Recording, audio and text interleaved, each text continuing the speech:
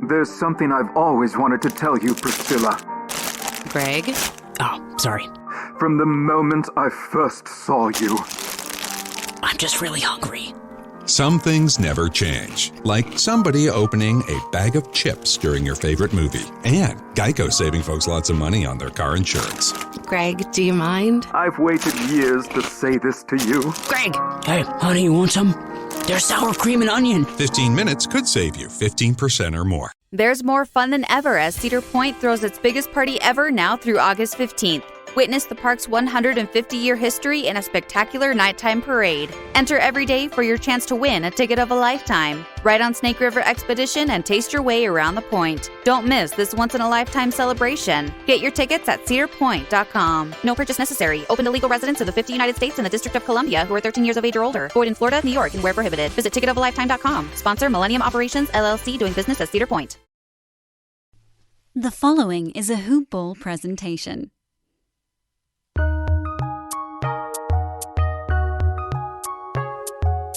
Welcome to the Fantasy NBA Today podcast.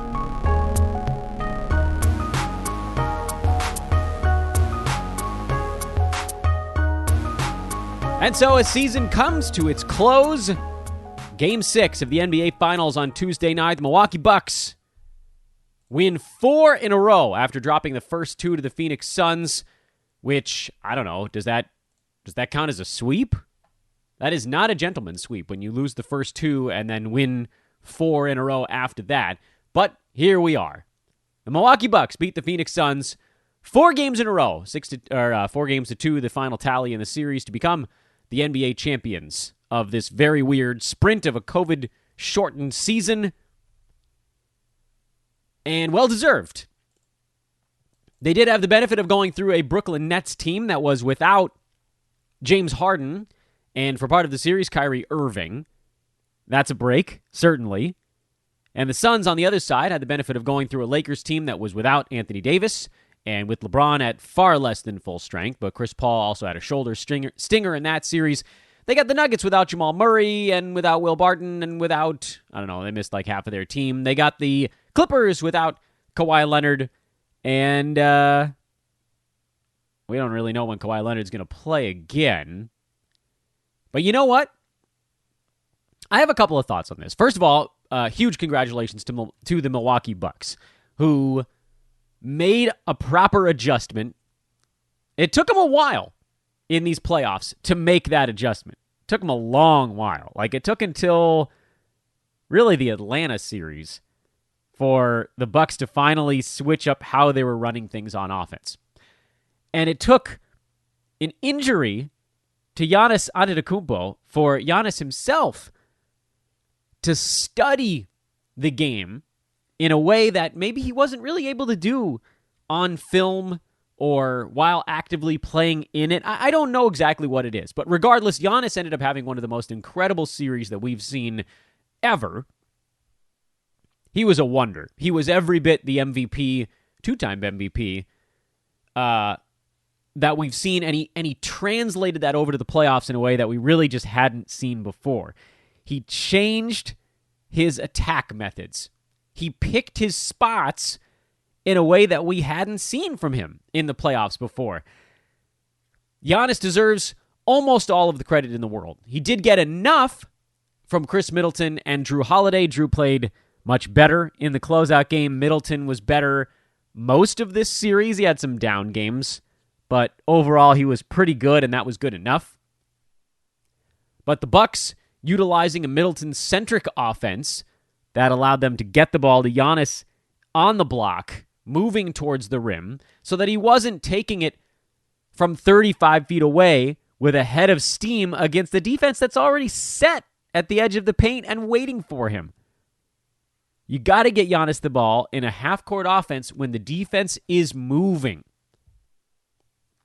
It took the Bucks. I cannot fathom how that stuff wasn't stuff Milwaukee had come into the playoffs ready to deploy. But you know what? They got there in the nick of time, and that's good enough. Because at the end of it all, it doesn't really matter how they got to this end point. They got there. Milwaukee Bucks, 2-time NBA champions. Last one was 40 years ago. And well-deserved. Finals MVP for Giannis. A brilliant series for Giannis, particularly with Milwaukee losing the first two by double digits and then winning 4 games in a row. That's pretty impressive stuff. That's quite a turnaround. So that's point number 1 on the playoffs. Point number 1 is Giannis and the Bucks at large, writ large, however you want to phrase it, made the proper adjustments. The other adjustment for Giannis, picking his spots in transition was such a big deal for him. Abandoning the three-pointer in the playoffs was a big deal. Utilizing his length, his strength in a way where not everything needed to be a dunk. A 6-footer is a reasonable facsimile to a layup for him. It's so easy because he's just so long. He goes up over centers and there's no real intimidation factor for him. So he doesn't need a dunk or a layup. He can get to within that 4, 5, 6, 7-foot range, and those are practically him dropping the ball into the hoop. Like me throwing a paper into this wastebasket to my right. That's what that is. My child is not going to stop me from getting my trash into this trash bin. That's basically what Giannis is looking at. And the difference is, at some point, the few adjustments that we've talked about already. Adjustment number 1, getting Giannis the ball while he's already on the move, so the defense isn't set in place. Guys are moving, defenses have to move around, otherwise they get called for defensive 3-second violation or they leave the wrong guy wide open. That was something Milwaukee had to do, get the ball out of Giannis's hands so that they can get it back into his hands at the right moment. Giannis picking his spots in transition was also a big deal. You don't have to force every single play right to the front of the rim. That's how you get these charging fouls, and you end up with weird, ill-advised shots. And then the other one that we talked about before, Giannis finally realized that he doesn't actually have to get his hand directly over the wastebasket to score. I'll continue this metaphor. If my trash container is like 4 feet away from me, and the only thing separating it from me is like a pair of flannel pajama pants that I just have to flip it over, I'm still going to make most of those. Yeah, it won't be quite as high a percentage as if I was quite literally placing the paper ball in the basket, but it's going to be like 80% instead of 95%. And I'm not going to, in this metaphor, accidentally bang into the basket or bang into the metaphor falls apart here, by the way. I'm not going to accidentally get caught up in my flannel pajama pants and trip and fall down. That's kind of what was happening in that Brooklyn Nets series. Giannis was just banging into power forwards who were set up and waiting for him. So they got him in space. They got him on the move. He realized he had more to his attack, and there was just no stopping him after that. Phoenix had no answer. To show you how easy it is to file a claim with Geico, we hired a nature show host. In the native habitat of a suburban driveway, the poor victim of a broken windshield is left assessing his vehicle, utterly helpless. Well, not true. If he's got Geico, he can file a claim online, over the phone, or with his handy mobile app. But like a lone gazelle, he'll suddenly be left to fend for himself, awaiting his terrible fate. Nope. Geico will assign him a designated claims team to help him out, too. So the gazelle gets his car fixed and everything. Wow, nature is so cool. Geico. Great service without all the drama. This is Mission Control. The tallest, fastest, and longest steel coaster in Kings Island needs you. Must be able to handle a 300-foot drop and speeds up to 91 miles per hour while dodging meteors. No training required. Are you up for the challenge? Introducing Orion at Kings Island, one of only 7 giga-coasters in the world. Right now, everyone pays kids' price. Kings Island tickets just $45 online. And that's terrifying, by the way, for the rest of the NBA, that Giannis kind of figured it out a little bit. On the Phoenix side, a really good season comes to a close. They made it to the finals. They got to within 2 wins of a championship. They got extraordinarily lucky on the way there. Both of those things can be true. They both had a great season and caught a ridiculous array of breaks on their way through the Western Conference. I don't think they get past the Lakers if Bron and AD are healthy. I don't think they get past the Clippers if Kawhi is healthy. But you know what? They weren't. And you know who was mostly healthy? Phoenix. That wasn't easy to do this year. Great. The other team might be better if they are at full strength. Staying at full strength this season was arguably the hardest part of this season. So, yeah, the Suns deserve a lot of credit. Phoenix has had the best trainers in the NBA for a really, really long time. And they just kept it going. And then the Bucks were fortunate that Giannis is superhuman, or he probably would have missed an extra 2 to 3 weeks from his knee hyperextension, and then they wouldn't have been NBA champs. And if that was the case, in that string theory universe where Giannis doesn't play in the finals and the Suns are champs, the storyline is the Suns are champs and they didn't have to go through a single superstar on their way there. Whatever. We got there. Season's over, folks. Put it in the bag. A champion was crowned.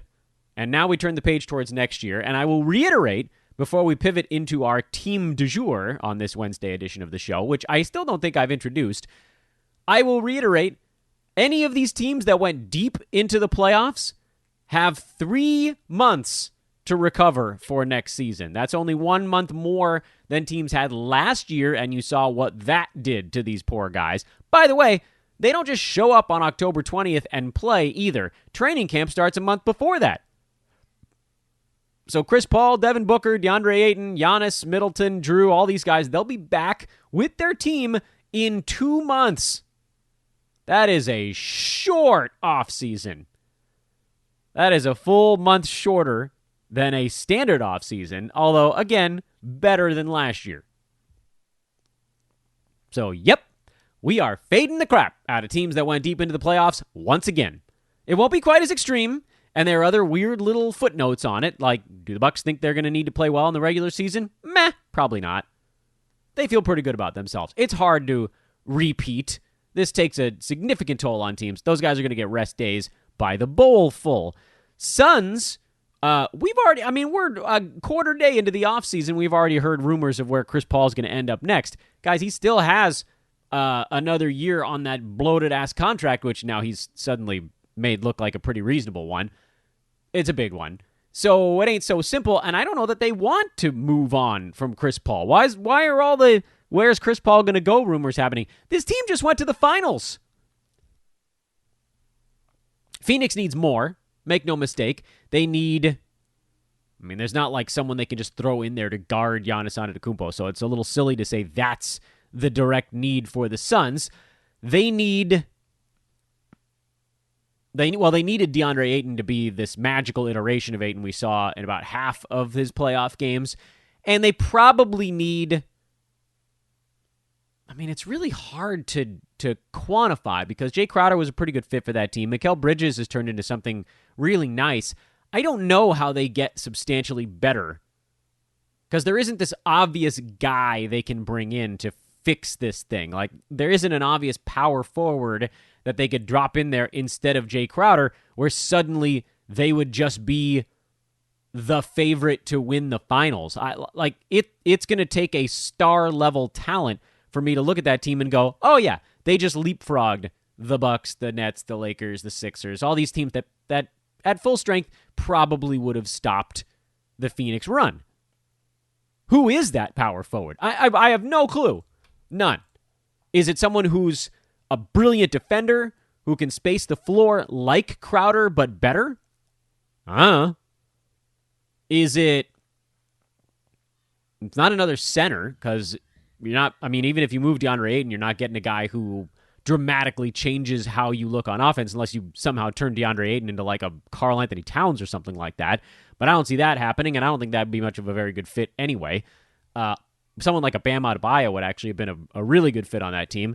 Who is this magical player that the Suns can try to go locate that changes their complexion? Is it another scoring option? Maybe. Like a Tobias Harris type that could play a stretch four? Does he actually make them better than Jay Crowder? I don't know.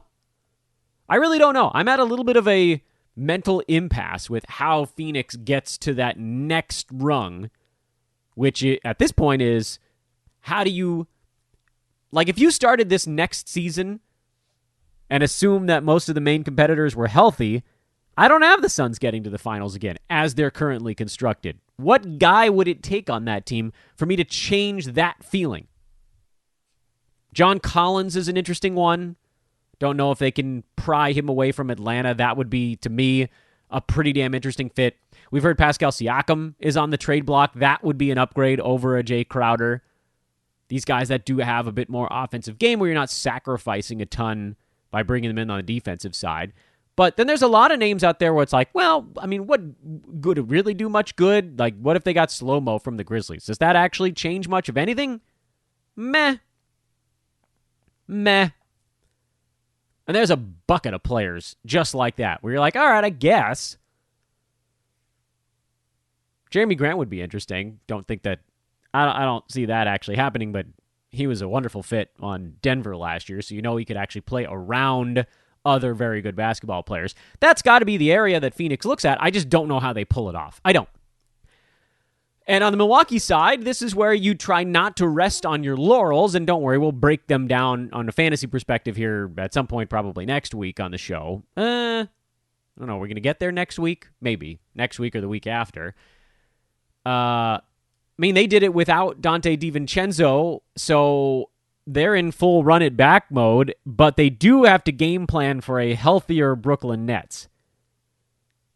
And I know a lot of the dialogue right now is, okay, so let's wind back this discussion a tiny bit. First, I want to say hello to everybody. Hi, this is Fantasy NBA Today, a hoopball presentation. I'm your host, Dan Besbris. You can follow me on Twitter at Dan Besbris, DanBesbris.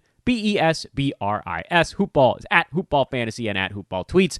Make sure to check out the Hoopball Loyalty Program, friends and confidants, which basically just says, if you're currently on a Hoopball membership, don't cancel it, because the draft guide's coming out in less than a month, and prices are going up for anyone who signs up after that marker. So if you canceled your membership already, fire it back up now before the prices go up, and you can keep this first year of pricing forever. You just have to leave it on. That's all you have to do. So if you already have one, just leave it on. If you had one and canceled it, turn it back on. You have like 3 weeks to do it before the price goes up. And if you're new and thinking about jumping on some sort of membership, do it before that price goes up. That's the Hoopball Loyalty Program. Make sure to follow at Hoopball Fantasy on Twitter and go to hoop-ball.com to learn more. Also, since we're not going to get to talk about NBA betting for a little bit, if you want to start betting on something else, baseball, football's right around the corner, MMA, disc league, whatever it is floating out there, let me know. I will personally open you up a MyBookie new account and make your first deposit for you. All you got to do is follow me on Twitter at Dan Besbris and send me a note that says, hey Dan, I'd like to try out betting, and I'll get you all set up. Yep, not promo bucks, real cash will make that deposit for you so you can play with it, and if you win, you can cash it out. I don't care. Although I'll tell you this, if you win, you're probably going to want to keep on playing because it's fun to win money. Free cash. All right, the other thing I wanted to mention here, as it pertains to sort of this who's going to win the finals next year discussion that folks are having already, is, yeah, Brooklyn probably does come into the season the favorites, because by all accounts, Harden will be ready to go. KD was playing at the end of all the guys to actually make it through the playoffs, and then Kyrie will be ready to go as well. Here's the thing. James Harden was hyper durable for like a decade, but he actually hasn't been the last couple of seasons. Kyrie Irving has never been, and he actually just took some games off this last year, kind of floating in and away from the team at times because, and he's come out and say it himself, there are things in his life he feels are more important than basketball. Okay, that's fine. I mean, there are things in my life that I feel are more important than my job also. But however you sum it all up, whatever you think about that, the net total of all of this is that Kevin Durant played about half the season. Harden played about 60-some-odd% of the season. Kyrie Irving played about 70% of the season, 75%. And assuming those guys are going to make it through a year healthy is actually a little bit foolish. So yeah, Brooklyn's the favorite, but you could not get me to bet on that in a million years because I just don't trust that those guys are going to make it through. I've seen nothing over the last couple of seasons to look at them and say, yeah, all three of these guys are going to be healthy come playoff time, or all three of them are going to make it through a postseason run. Maybe they only need two of the three to make it to an NBA Finals, but you probably need all three to win the NBA Finals. How good did Durant look, by the way? And don't worry, we'll break down Brooklyn on the fantasy perspective in probably about 2 weeks from now, give or take. When we get official odds on next year, we'll go through all of that stuff. I also, on the other side of it, it's important to note that people keep saying, well, Brooklyn would have beat Milwaukee if they were healthy. For the reasons we just outlined, that's a big if. And same story in the Western Conference. Anthony Davis being healthy, kind of a big if, particularly this year. He played through a lot of stuff last season. This season, he was just too battered and bruised. Kawhi, that's a pretty big if. You take a chance at times. There are a lot of superstars out there that are not exactly known for making it through an entire NBA campaign. It's going to be weird not to talk about actual basketball happening for a little bit here. So we're in it now. Start the 3-month countdown to next season. Start the month and a half countdown to draft season. And start the 12-day countdown to free agency, which is going to be fun like usual. Can't wait to break all that stuff down. Okay. Transitioning now back into the fantasy portion of the proceedings, which I think still is probably the reason most of you guys are here. And we continue our journey through the Southeast Conference. And again, there's no real specific order to any of this stuff, but we did Miami on yesterday's show, so you know what the hell, we'll just stay in Florida and visit the Orlando Magic, who saw their fantasy team change pretty considerably. I guess that's the real team, too. During this most recent season. Not yesterday. Yesterday we talked about the Heat. The Magic blew it all up. By land or by sea, by injury, by trade, they blew it all up. And there was basically no one left at the end of the season recognizable on this team that was there at the beginning of the year. At the beginning of the year, there was Vooch, there was Aaron Gordon, there was a healthy Terrence Ross, there was a healthy Markelle Fultz, there was Evan Fournier. Not one of those guys actually finished the season out for the Magic. Markelle Fultz was injured in a big way, tore his ACL in January, so he most likely won't be back to start this coming season. And I wasn't going to advocate drafting him anyway, because I think his fantasy stat set is dramatically overrated.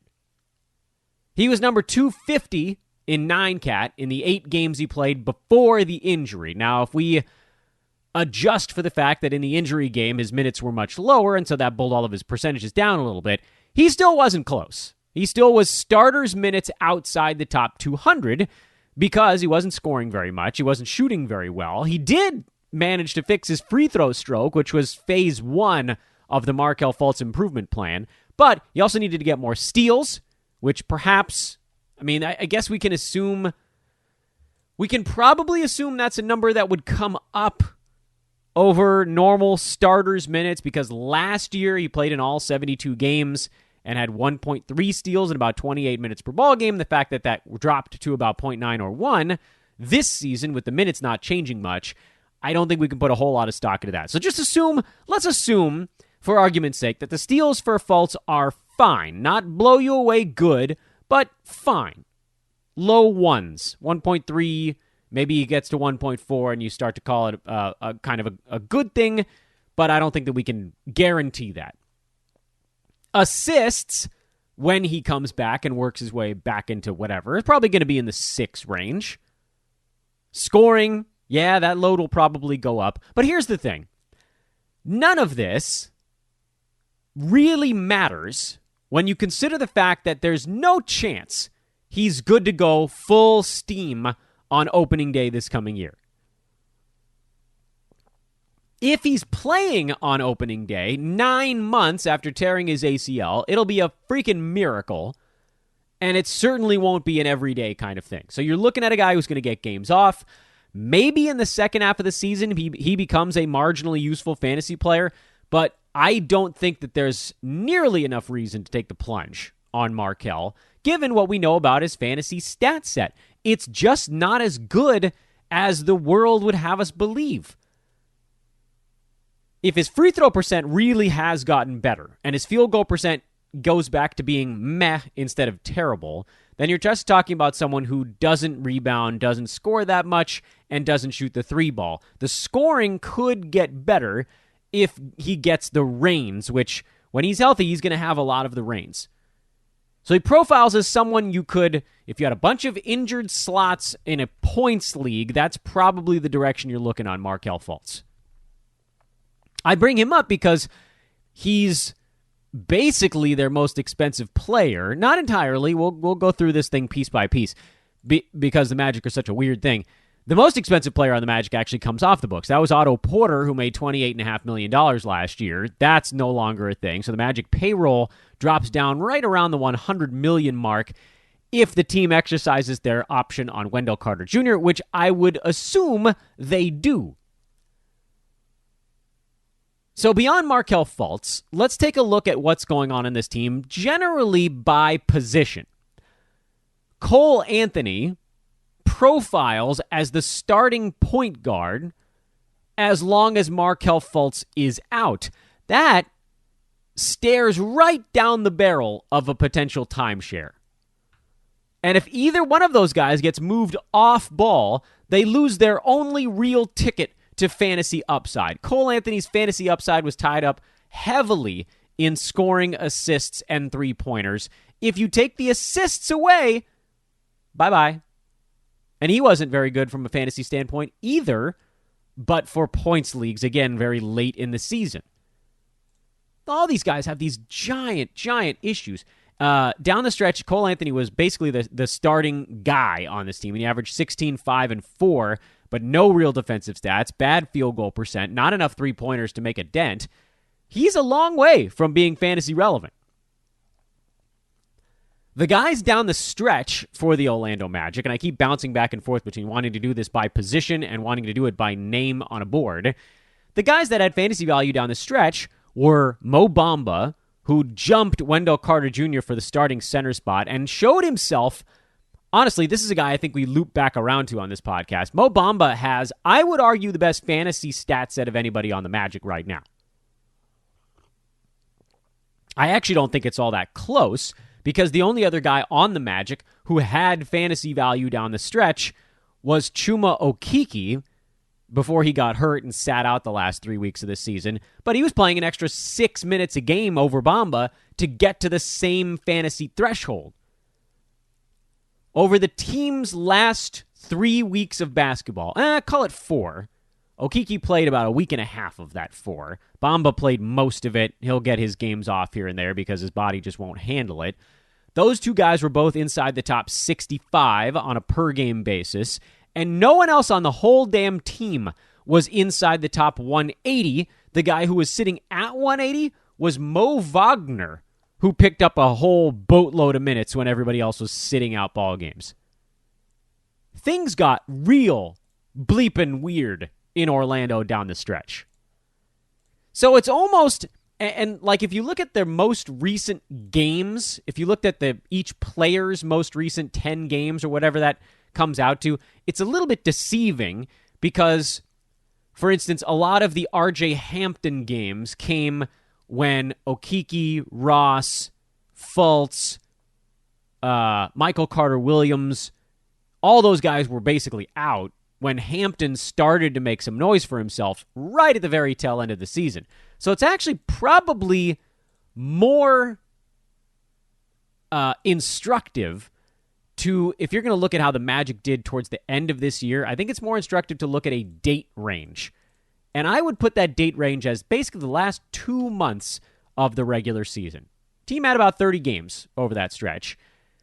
Okeke played in 22 of them. He was inside the top 100. Bamba played in 26 of them. He was at 123 in 20 minutes of ball game, and he was actually ramping up as the season went on. Wendell Carter Jr. played in 28 of their games. He was outside the top 160. And then no one else was even within striking distance of fantasy value over that stretch.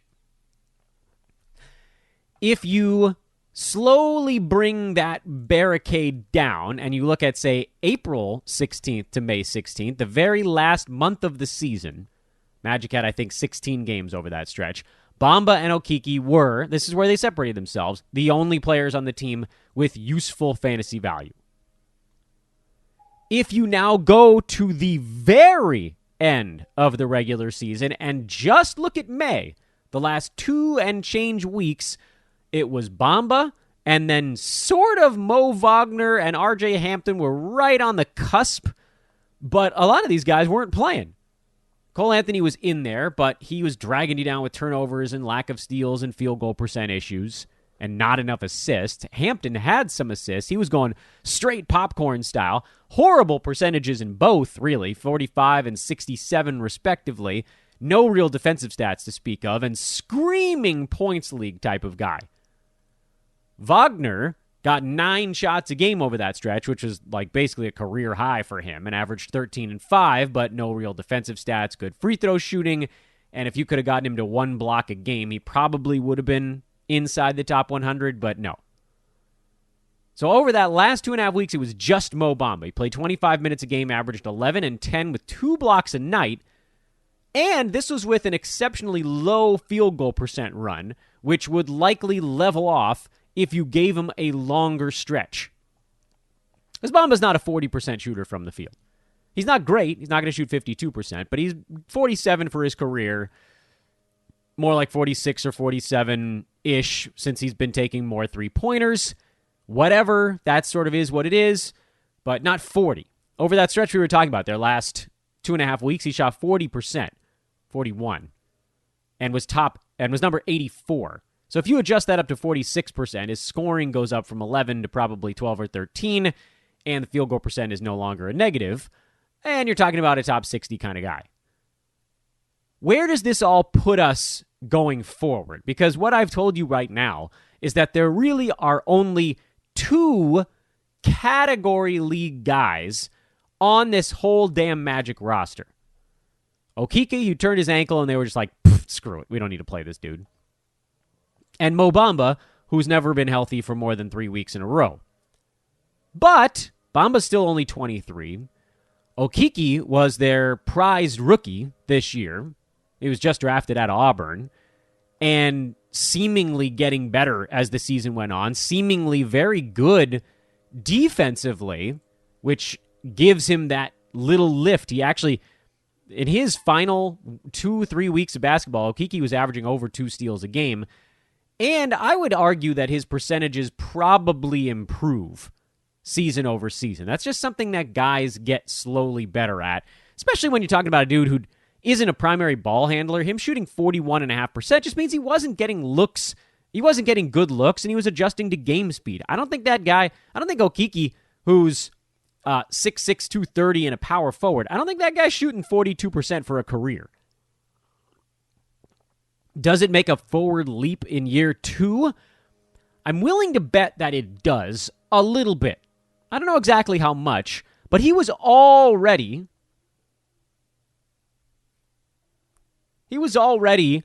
a fantasy asset while posting terrible percentages because his steals were good, because he can hit the 3 ball. Wasn't rebounding, I think, as much as I'd like to see from a power forward, and that's not going to get any easier for him for reasons we'll get to here in just a moment. So Okiki, Bamba, put them on your list. Wendell Carter Jr., I just don't think he's a fantasy player at this point. I think we've sort of moved past it. Which does also make me wonder, do the Magic even exercise his player option? I think they probably do, just because it's not terribly expensive at only $7 million. And at least at that point, they can kind of see what they've got. Big question marks going into next year that will trickle down and impact pretty much everyone else on the roster. Jonathan Isaac, who got hurt in the bubble last year, so he's about a year removed from his massive injury stuff. How does he look going into next season? I truly don't know. I have him as a keeper in a roto league with a games cap, and with that, I feel pretty good about it. They gave him a big extension, so they're really excited about him.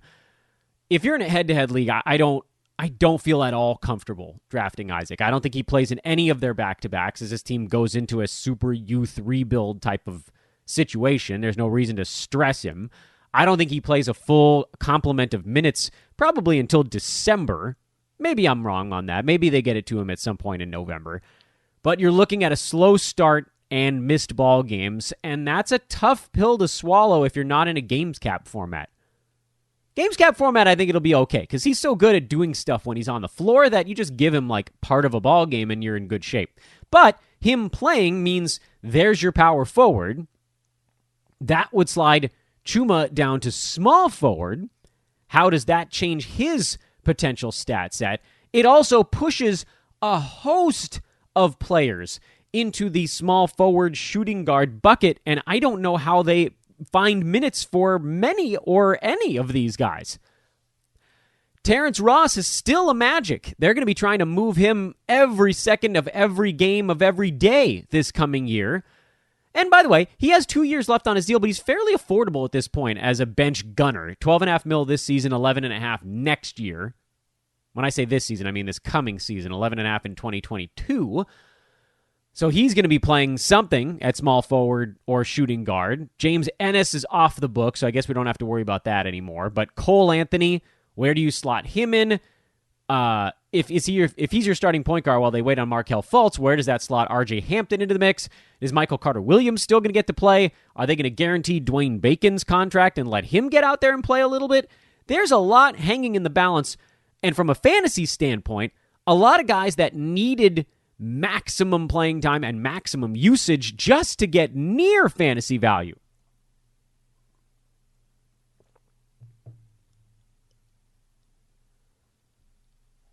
So let's just lay it all out there. Jonathan Isaac is probably going to get overdrafted based on how good he is when healthy, but he's probably not coming into the season fully healthy, and they're also going to kid glove him, which to me makes him a guy you pretty much dodge in a head-to-head. And in Roto, games cap format, assume he's probably going to play about 62 of the 82 games this coming year. And if you get more than that, fantastic. If you look back at 2 years ago, Isaac was a top 20 fantasy player in 29 minutes a game, 12.7 boards, 4 combined defensive stats. Wow. A three-pointer, 47% from the field, 78% at the free throw line. His offensive role will increase with no Vooch, no Fournier, no Aaron Gordon, and Fultz out for part of the season. Then Terrence Ross, we don't really know what he's going to be doing. So Jonathan Isaac could actually be even better than that when he's on the court, but the big when he's on the court thing is looming over everybody. And you guys know how I feel about taking shots early in drafts. You might be able to get Jonathan Isaac at like pick 30 or 35 or 40 in this coming fantasy draft. If he falls into the 4th round, you probably have to do it. I don't think I can advocate taking him in the 3rd because of the injury stuff.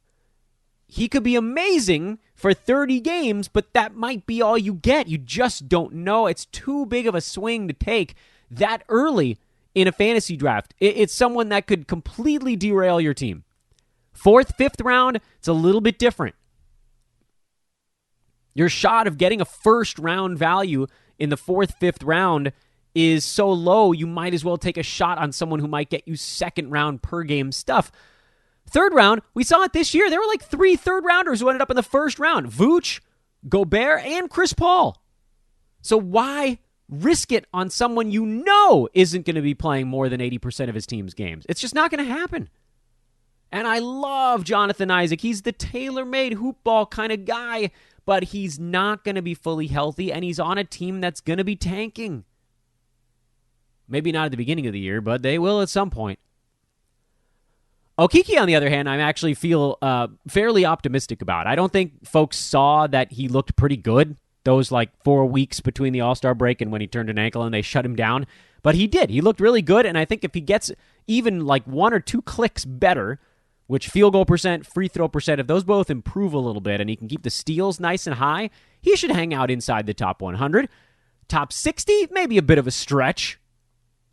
We'll have to see where he gets drafted, but I'd be pretty surprised if he went earlier than the 7th round. So if you're getting him in the 80s, end of the 7th round, somewhere in the 8th round, I feel pretty good about that pick. He's going to play a lot this coming season. He's part of their youth movement. He'll play a bunch. The questions we have to ask that I lean towards saying yes as the answer to are, 1, is he going to get enough shots? I lean to yes. 2, is he going to get a little bit better? I lean to yes. Will he be able to keep the steals pretty high? I lean sort of to the yes. Terrence Ross, he's someone that I've often targeted in late in head-to-head drafts. Not this year. He'll be on the move somewhere where his role is going to be extremely small. Even if he gets a bunch of shots early this season, doesn't mean anything to me. Also, Gary Harris is on this team. He'll be a trade chip all season long. $20 million expiring contract. That's basically an asset all by itself. So they'll end up with a second rounder for Gary Harris at some point this year. You can bet it, which means they're probably not going to risk hurting him. So that's another guy who's going to play 20 minutes a night, try to stay healthy, and just cut into someone else's opportunity to maybe get close to fantasy numbers. The only question I think we've left unanswered, and I'm circling around Mo Bamba a little bit here, is Mo. So quickly here, I'm going to lightning round my thoughts on everybody else on the team that we've just gone over the last 20 minutes or so. Gary Harris, no. Terrence Ross, no. Fultz, no. Jonathan Isaac, 40 or later in a Roto Games Cap and head-to-head, no. Wendell Carter Jr., no. Cole Anthony, probably not. Yeah, we'll go no. RJ Hampton. Cole Anthony and RJ Hampton you could give a look at after 100 in points leagues. That's where I stand with those guys. Category leagues, no. Chuma Okeke, outside the top 75 in category leagues. I feel okay about that. Dwayne Bacon, no. And that leaves us on just Mo Bamba. He's the only guy we've talked about already, but haven't really localized, haven't been able to really hone in on where he ought to go from a fantasy standpoint. There's a lot to like about Bamba. His fantasy game is robust. I mean, truly robust. He was inside the top 214 minutes a game, and his per 36s are insane. Unfortunately, his ability to stay on the floor is also completely insane. He's played in 3 NBA seasons. He's missed 25, 10, and 26 ball games. That's not a great look for someone who still hasn't really had to put starters minutes on his body.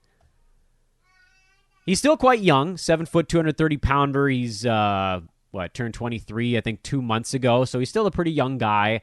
And sometimes guys grow into their bodies where then maybe they don't get hurt quite as often. I can't in good faith tell you that I think that's going to happen with Bamba. I think he's going to miss games. That's just who he is at this point. But because Wendell Carter Jr. is effectively the only other center on the roster, and they could try to go with a small ball Jonathan Isaac at center lineup, I don't think they want to, because Isaac himself is extraordinarily brittle, and they don't want him getting beat up. So it's got to be Carter Jr., and it's got to be Bamba in the middle. Wagner, by the way, is off the books. That was the only other center floating around this last year towards the end of the season. That means Bamba's getting 24 minutes a game. That's a timeshare at the very worst for Mo, because he looked better than Wendell Carter Jr. at the end of the season. He looked like a better all-around basketball player in the modern NBA, someone that can finish, block shots, and shoot the three. That's what teams want out of their big man now. Wendell Carter Jr. can finish, doesn't block very much, fouls a bunch, rebounds maybe a little better than Bamba, cannot at all shoot the three ball, and constantly finds himself in the wrong spot on defense. That's not a great look. And as we just mentioned before, in half a ball game, in 24 minutes, Mo Bamba is inside the top 70, and I have no reason to believe that's not where half a game puts him again. I would look at Mo Bamba in the 8th round if I could get him there. I think that'd be a really nice steal to get him in the 80s or 90s. I don't think you can wait past 100. I think he'll be drafted before that because he's one of those rare guys with the massive per 36s. But let's wait and see. Maybe his ADP stinks. And when I say stinks, I mean maybe people are taking him at like 55, expecting him to play 30 minutes a night, which he's not gonna. Or maybe his ADP is awesome and he's going at like 115, where we can grab him at 95 and feel fine about the fact that we can basically game plan to get him at the end of the 8th, beginning of the 9th round without much competition. Unless you're in a league with other hoop ballers, which, as I've said before, we should probably try to diversify our portfolio.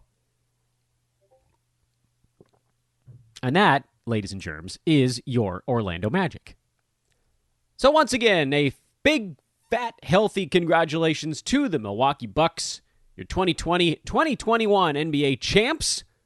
And it is now officially, not just fantasy offseason, but all off-season time. NBA draft around the corner, free agency not far after that. Have a lovely rest of your Wednesday, everyone. We'll be back with you tomorrow. Thursday, we'll continue our journey through the Southeast Division. I'm Dan Vespris. This is Fantasy NBA Today. So long.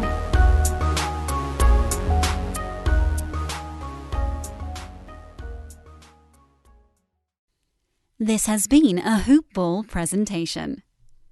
To show you how easy it is to file a claim with Geico, we hired a nature show host. In the native habitat of a suburban driveway, the poor victim of a broken windshield is left assessing his vehicle, utterly helpless. Well, not true. If he's got Geico, he can file a claim online, over the phone, or with his handy mobile app. But like a lone gazelle, he'll suddenly be left to fend for himself, awaiting his terrible fate. Nope. Geico will assign him a designated claims team to help him out, too. So the gazelle gets his car fixed and everything. Wow, nature is so cool. Geico. Great service without all the drama. There's more fun than ever as Cedar Point throws its biggest party ever now through August 15th. Witness the park's 150-year history in a spectacular nighttime parade. Enter every day for your chance to win a ticket of a lifetime. Ride on Snake River Expedition and taste your way around the point. Don't miss this once-in-a-lifetime celebration. Get your tickets at cedarpoint.com. No purchase necessary. Open to legal residents of the 50 United States and the District of Columbia who are 13 years of age or older. Void in Florida, New York, and where prohibited. Visit ticketofalifetime.com. Sponsor Millennium Operations, LLC, doing business as Cedar Point.